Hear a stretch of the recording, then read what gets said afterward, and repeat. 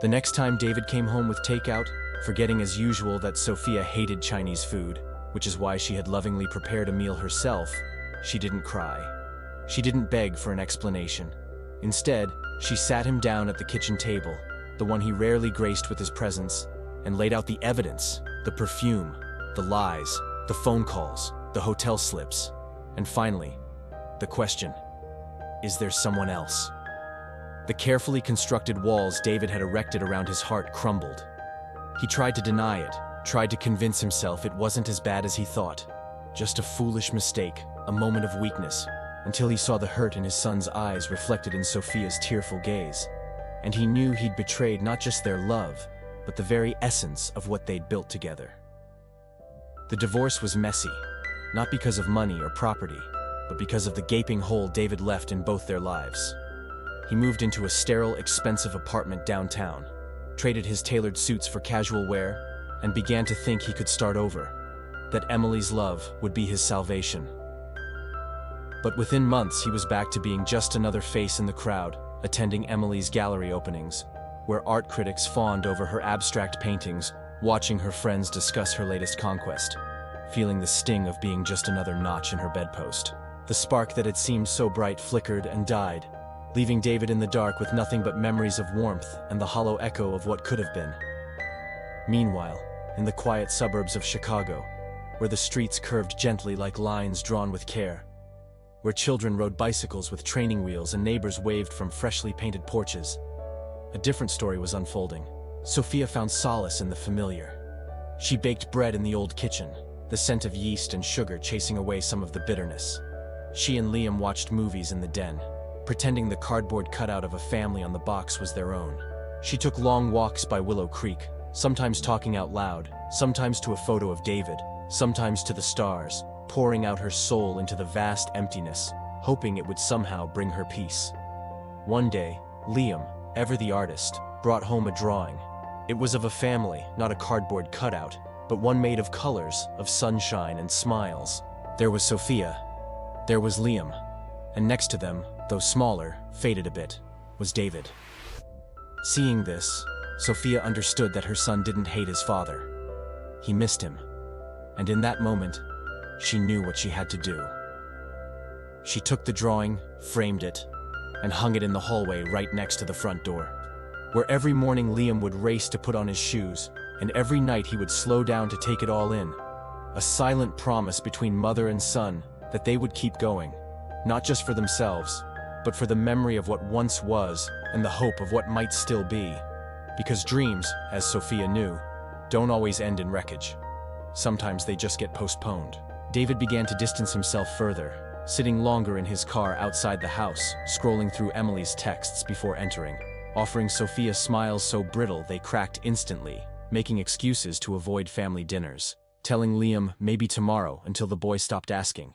And with each passing day, the illusion of a perfect family slipped closer to ruin, the stage quietly setting itself for lawyers, judges, custody battles, and the cold arithmetic of dividing property.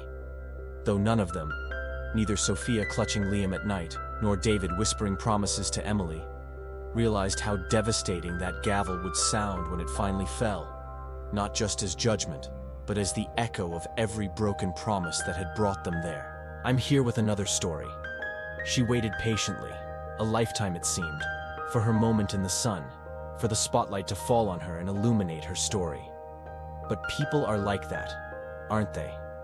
They believe they're the center of their own narratives, oblivious to the fact that others have stories too, stories that intersect with theirs, touching, intertwining, sometimes even colliding. But it takes a certain kind of audacity, doesn't it, to walk into someone's life and assume you're the main character, erasing everyone else as if they're mere background noise. That was her husband, David.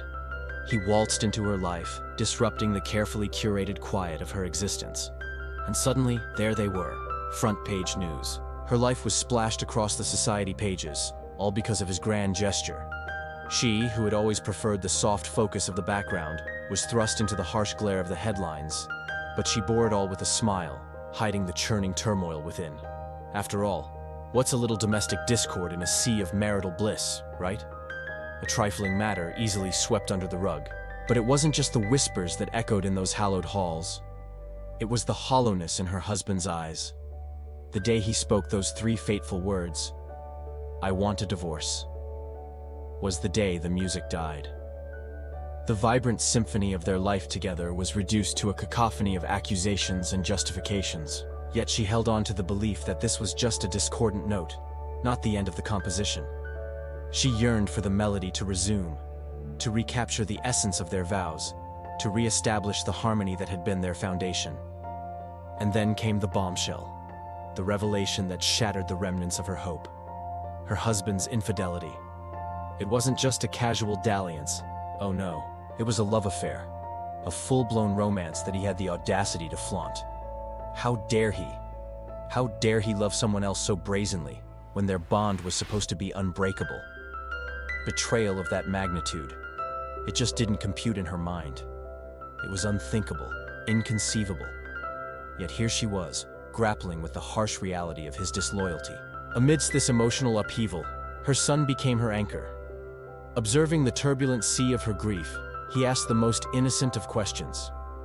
It was a stark reminder of the stakes, a beacon guiding her through the storm. This was more than just a marital spat. This was about protecting her child, shielding him from the tempest that threatened to engulf them both. She vowed then to stand firm, to be the lighthouse that guided her son through the treacherous waters of their parents' discord. Sophia packed her bags with shaking hands. Every item she placed inside the suitcase felt heavy, not just in weight, but in the memories it held. Each fold, each zip, each button was a testament to a life once shared. As she moved from room to room, methodically packing their shared history, the silence was deafening. It was the silence of a life unraveling, of dreams that had been woven together now being ripped apart. And though she confronted him with shaking hands, he brushed past her, muttering, "You wouldn't understand," leaving her in a kitchen that smelled of reheated dinners and betrayal. In that silence, Sophia realized her battle was no longer about saving a marriage, but about protecting her child and her dignity, even if it meant dragging the man she once loved into the cold light of a courtroom. A thought that terrified her, but also gave her strength. Because betrayal is heavy, but the truth is heavier, and she was ready to lift it. One afternoon he asked, "Mommy, are we going to move again?" And when Sophia held him tight, whispering not of the turmoil within but of the bright future they would build together, Liam's small hand clutched her dress, asking, "Will Daddy come too?" And Sophia knew then that her fight was not only for herself, it was for this boy whose innocence her husband was slowly eroding. She would stand, not just for their home or their possessions, she would stand for Liam's heart, his trust, his vision of family. Because when she looked at Liam, she saw a strength she didn't know she possessed, and she would not let it be crushed. As days turned into weeks, the house became a battlefield of quiet. David, bolder now, took longer trips, leaving Sophia to fend off the guilt in Liam's tearful eyes. But Sophia rose to the task. She read bedtime stories with extra enthusiasm, hid silly jokes in lunchboxes, and somehow created normalcy in a world that was slowly tilting off its axis. One Saturday, David called from a hotel room to announce he was spending the night on a lucrative deal, and young Liam piped up, "Can I come too, Daddy?" Before David could cut him off, Sophia said gently, "Next time, honey," knowing full well there would not be a next time, but noticing the brief flicker of regret in David's voice, too quick to dismiss as coldness. In the quiet aftermath, she hugged Liam tight, feeling more fierce love than she ever thought possible, and decided that when the storm hit, she would not cower. She would weather it standing tall. Her husband might mistake her silence for weakness, but as the weeks stretched on, he would realize he was fighting a different kind of war. On a chilly October evening, the smell of wood smoke drifted through Willow Creek Lane, and inside their stilled house, Sophia sat with a glass of wine, trying to ignore the buzzing silence where David should have been. The week before, he had announced he was moving into Emily's house, and though Sophia had expected the bombast, his words had been hollow, defeated, as if the fight had gone out of him.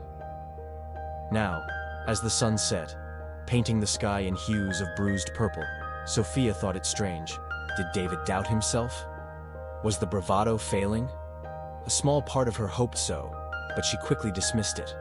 Arrogance or not, he still intended to hurt. So she picked up her phone, and sent a simple message to Mrs. Wilson next door. Tonight, no more, no less. Then waited, because she knew the power of silent preparation. That same evening, David entered Emily's house, a nervous energy crackling around him. He'd had a day of strange encounters. First, Mrs. Hayes from book club had asked pointed questions about his marriage. Then Mr. Henderson from the golf course had claimed he'd heard rumors. Too many rumors. And as David drove past Sophia's house, he'd seen the soft glow of a single lamp in the front window, and for a split second a picture of Sophia's face, calm and resolute, flickered in his mind, followed by a wild, irrational thought. What if she doesn't let me go? Immediately, he pushed the thought away. Of course she would let him go. She always did. But the seed of doubt had been planted, taking root in the fertile ground of his guilt. As David made his way upstairs, Emily opened the door for him, and before he could step in, she was there, her lips on his, her body against his, promising escape and oblivion. Yet as he sank into her embrace, David couldn't help but think of the faint flickering lights in Sophia's front window and wonder, was that the life he was escaping? Or was he running towards his doom? The rest of David's tale is written not in the grand strokes of infidelity, but in the details of his gradual unraveling. The carefree confidence that once marked him began to fray around the edges. His business trips turned fraught with unexpected problems. Long talks with clients bled into long drives home. The sureness in his stride became a faster pace, his glances darting over his shoulder as if expecting pursuit. His careless charm, once his greatest asset, began to curdle into desperate attempts at persuasion. It was as though Sophia's quiet presence was haunting him, her absence a constant specter of accountability. David tried to drown it out in Emily's adulation. The praise was sweet, heady, but it couldn't drown out the echoes of his past life, the faintest scent of lavender from a forgotten drawer, the ghost of a memory playing on a muted television channel, the sight of a swing set in the park, or a child's drawing pinned to a refrigerator. None of it violent, dramatic, but all of it chipping away at his composure like acid rain on stone. In contrast, Sophia's story is written in the soft strokes of resilience. With David gone, she threw herself into her work, her creativity blossoming in unexpected ways. A pottery class became an outlet, a painting class a form of meditation.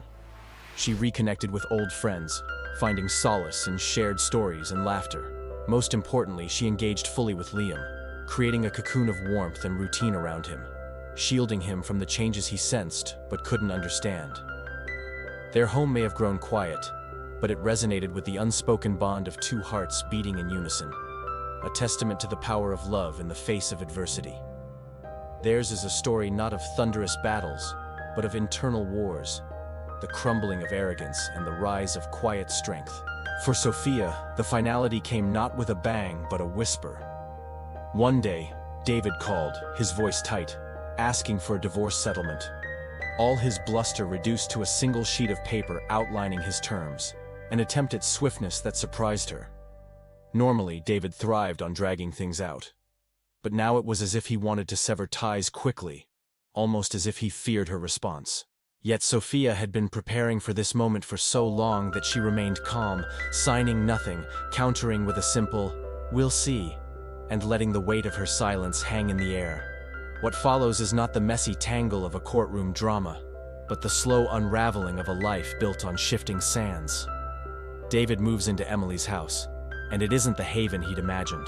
Emily's bubbly nature clashes with his brooding silences. Her dreams for their future don't align with his fading ambitions. The faultless facade he'd craved begins to chip away at his skin, revealing the raw nerve endings of loneliness. Meanwhile, Sophia and Liam move into a smaller, humbler home, but it's filled with the resonant joy of their shared laughter. Every room echoes with the comfort of normalcy. Every corner holds the promise of rebuilding. As the months pass, David finds himself haunted by the ghost of his former life, the lingering scent of lavender, the phantom sound of a child's laughter, the half-remembered cadence of a lullaby. Memories that refuse to stay buried resurface like weeds, twisting around his heart. Emily's radiant optimism cannot dispel the chill of his regrets. Sophia's stoic resilience casts a shadow he cannot escape.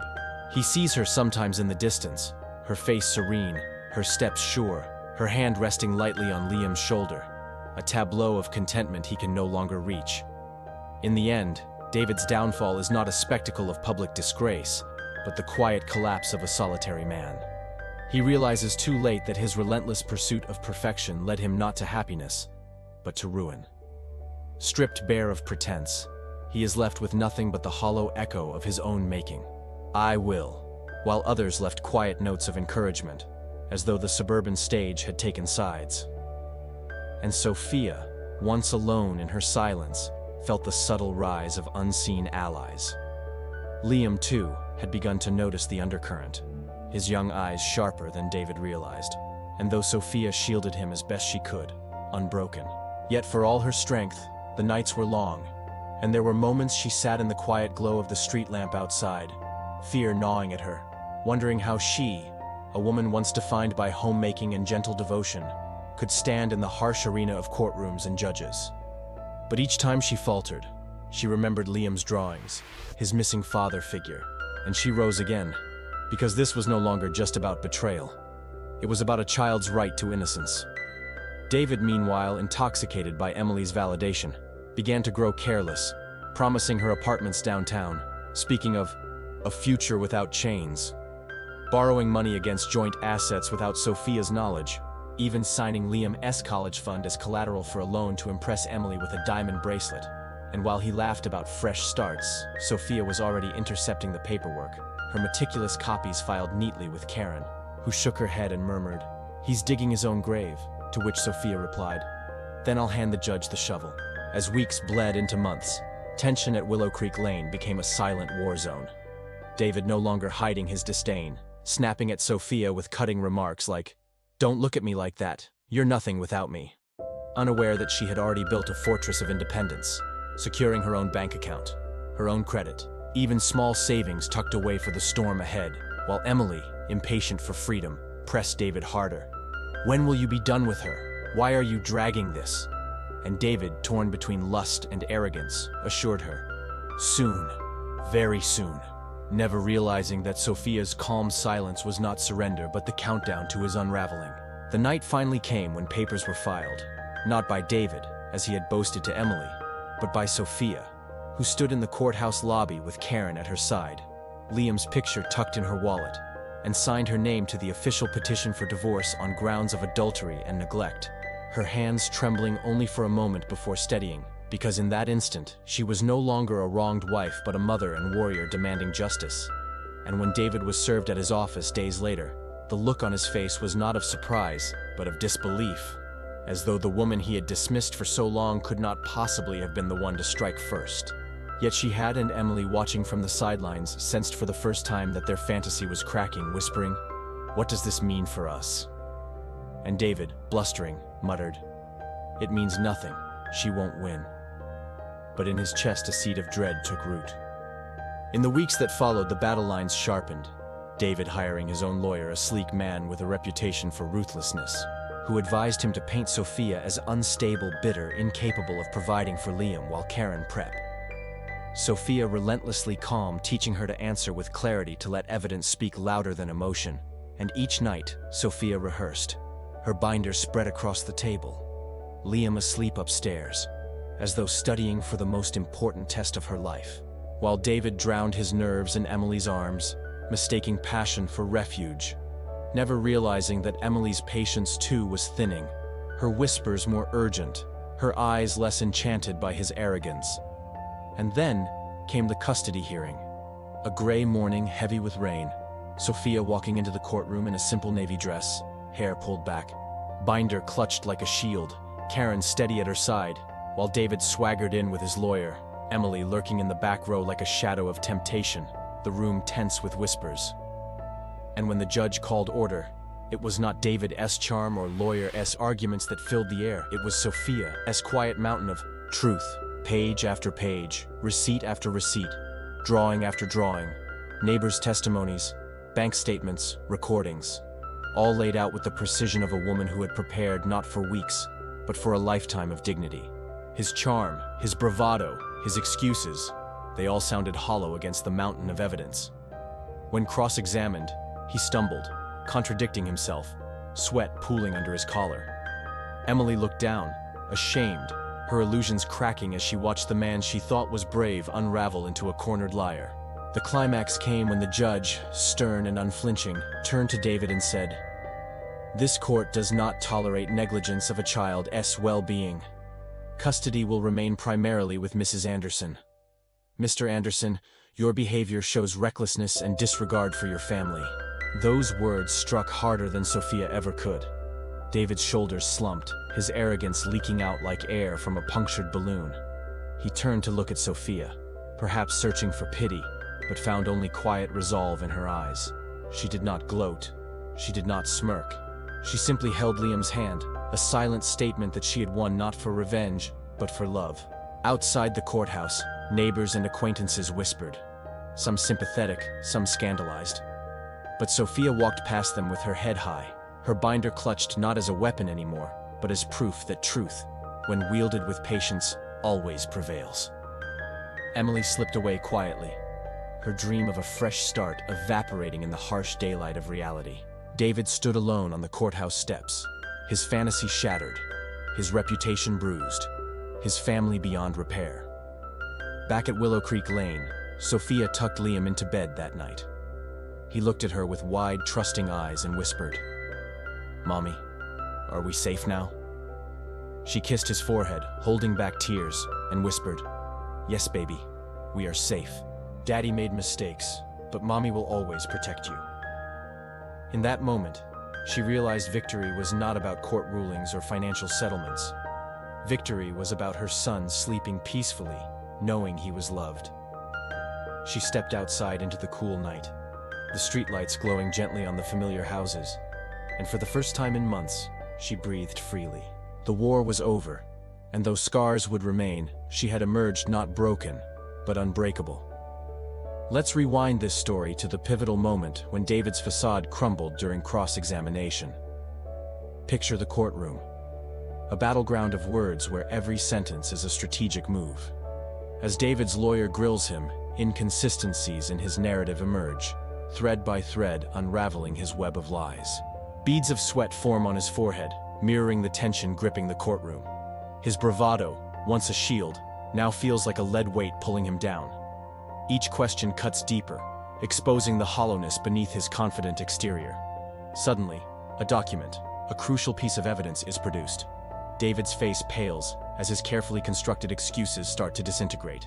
The truth, relentless and undeniable, is seeping through the cracks of his composure.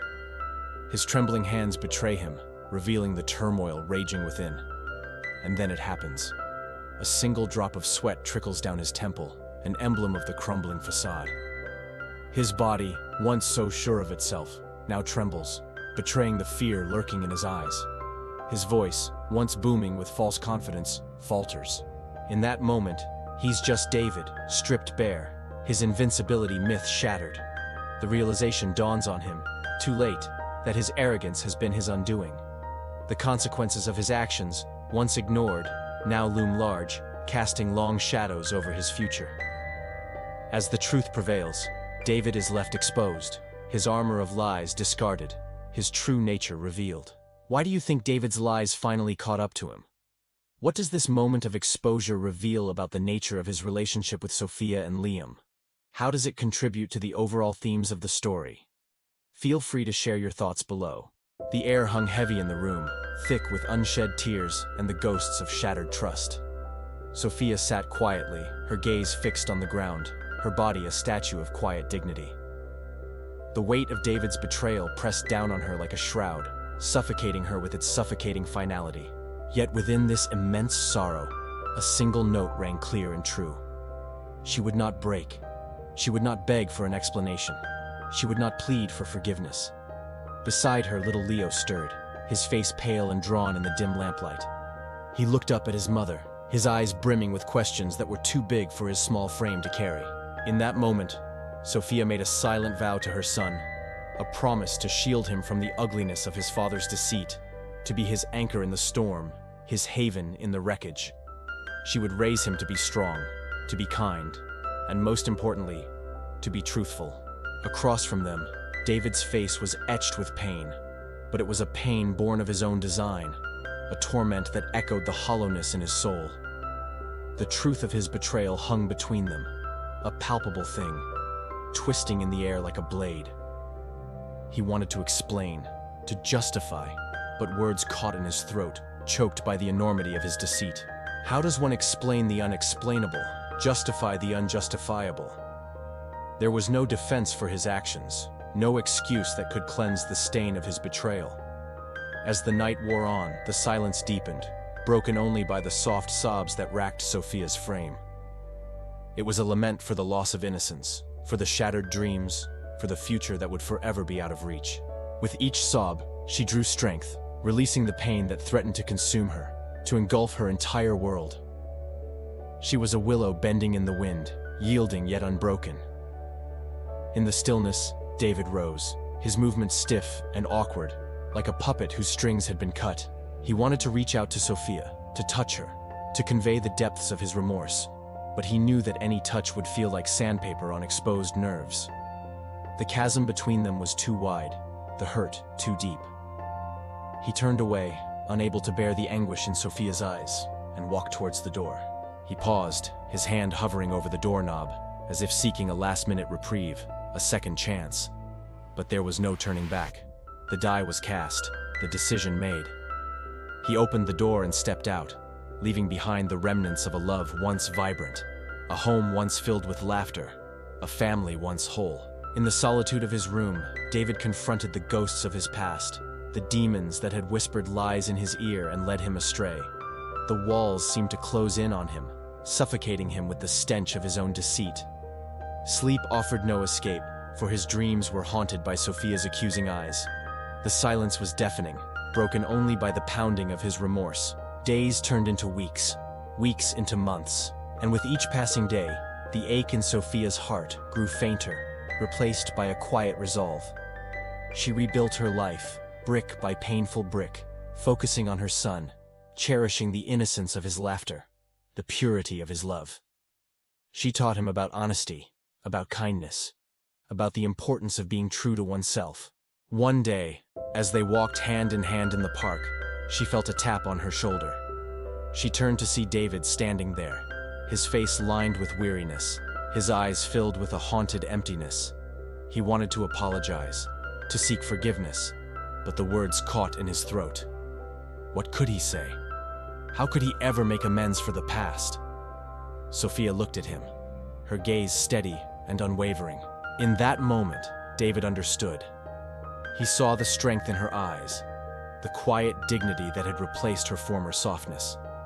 He realized that he had not broken her, but in doing so, he had lost her. As David turned and walked away, the weight of his solitude pressed down on him. He had chosen his path, and now he must walk it alone. The sun shone brightly in the vast expanse of sky, a mocking reminder of the joy he had forsaken. The birds sang their carefree songs, oblivious to the sorrow that weighed on his heart.